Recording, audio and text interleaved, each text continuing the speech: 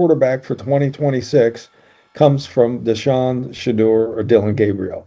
So when I hear that, it's just others catching up to what we've been saying for quite a while now, that Deshaun Watson is going to be a factor in the quarterback competition, along with Shador Sanders and Dylan Gabriel. And there's not going to be a new quarterback to displace those three. All right, there'll be a fourth quarterback somewhere, sometime. Everything still revolves around Deshaun Watson. The contract, the expectations, the spotlight, it all comes back to him. And when your franchise quarterback isn't delivering at an elite level, every other position suddenly becomes expendable. That's how teams start thinking when they feel the window slipping. Now, when you bring Todd Monken into the conversation, things get even more interesting. Because Monken isn't just another coach giving routine press conference answers. He's someone who is seeing different systems, different quarterbacks, and different ways to build an offense. And when he speaks, even casually, you can hear the underlying message: accountability, execution, adaptation. These aren't just buzzwords. They're subtle signals that something needs to change. One thing I took away from Monken, let's talk about the quarterbacks, is that I think we're putting too much emphasis on who takes the first snap of off-season workouts.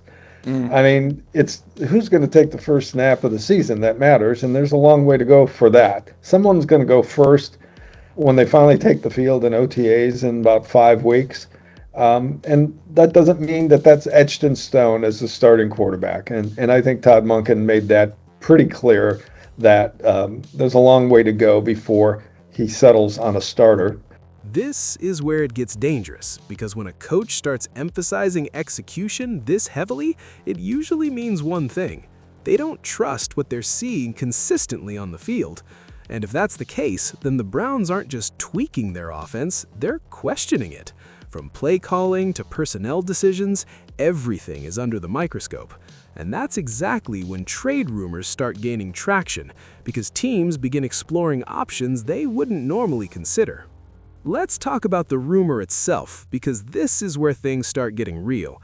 There's growing chatter that the Browns could be exploring a significant trade, potentially involving offensive weapons or even draft capital to reshape the roster.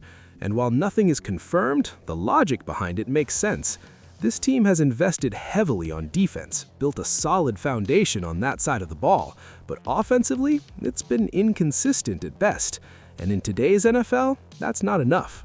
What was surprising to me is that none of the quarterbacks was made available on the only day of availability. And that was disappointing, because there's a lot that we haven't heard from Deshaun in a long time. We haven't heard from Dylan Gabriel since really his concussion way back, last year.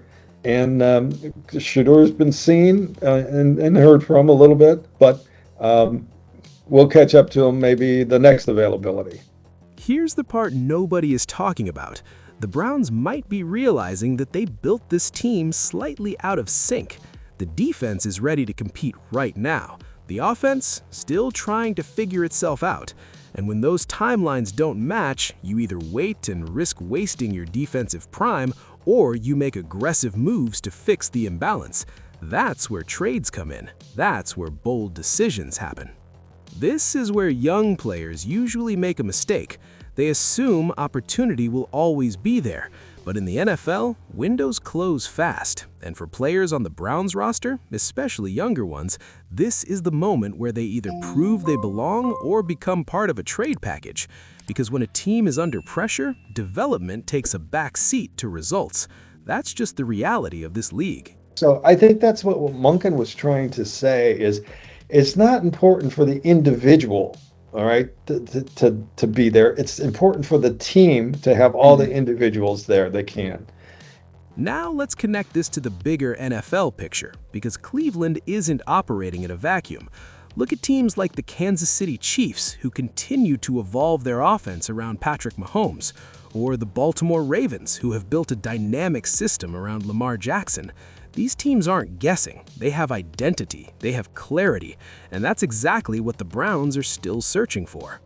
And then you've got teams like the Dallas Cowboys and San Francisco 49ers constantly making calculated moves to stay competitive. Whether it's through trades, draft strategy, or coaching adjustments, they're always one step ahead. That's the level Cleveland is trying to reach, but right now they're reacting instead of dictating. This is where it gets dangerous, because if the Browns make the wrong move here, it could set them back years. Trading away key assets without a clear plan is how teams get stuck in mediocrity. But at the same time, doing nothing might be even worse, because standing still in the NFL is basically moving backward. Now, let's go back to Monken, because his role in all of this can't be overlooked. His comments about execution and consistency aren't just about fixing small issues, they're about establishing a standard. And if players aren't meeting that standard, changes are coming. Whether that means adjusting the scheme or changing personnel, something is gonna give. Here's the part nobody is talking about. Monken's presence might actually signal a shift in philosophy, a move toward a more modern, adaptable offense that doesn't rely on one player to carry everything. And if that's the case, then the Browns might be preparing for a future where the system matters more than the star power. That's a huge shift, especially for a team that has invested so much in one quarterback. This is where young players usually make a mistake. They focus too much on individual performance instead of fitting into the system. But in today's NFL, the best teams aren't just talented, they're cohesive. They understand their roles, they execute consistently, and they trust the system. That's what Cleveland is trying to build, but they're not there yet. And let's not ignore the pressure from the fan base and media, because when you make big moves like the Browns have in recent years, expectations skyrocket. Fans don't want patience, they want results. And when those results don't come, the noise gets louder. Trade rumors get bigger, and every decision gets scrutinized. This is where it gets dangerous, because pressure can lead to desperation, and desperation leads to mistakes. The Browns have to be careful not to overreact, but they also can't afford to underreact. It's a delicate balance, and right now, it feels like they're walking a tightrope. Now let's bring this back to the bigger legacy angle, because this isn't just about one trade or one season. This is about what the Browns want to be as a franchise. Are they going to be a team that constantly chases quick fixes, or are they going to build something sustainable? Because the decisions they make right now will define that. And it also impacts how players like Watson are remembered in Cleveland, because if this era doesn't produce results, it won't just be seen as a missed opportunity, it'll be seen as a failed gamble, and that's a heavy label to carry. Here's the part nobody is talking about. This might be the Browns' last real chance to get it right with this core. The defense is in its prime, the roster has talent, the pieces are there, but if they can't bring it all together, then major changes are inevitable. So now the question becomes unavoidable.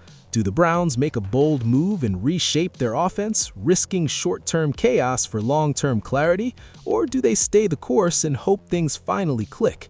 Because either way, there's no safe option here. Every path comes with risk, every decision has consequences, and the margin for error is smaller than ever. And I'll leave you with this. If you're running the Browns right now, are you trusting the process or are you admitting it's not working? Because the answer to that question might decide not just this season, but the entire future of the franchise.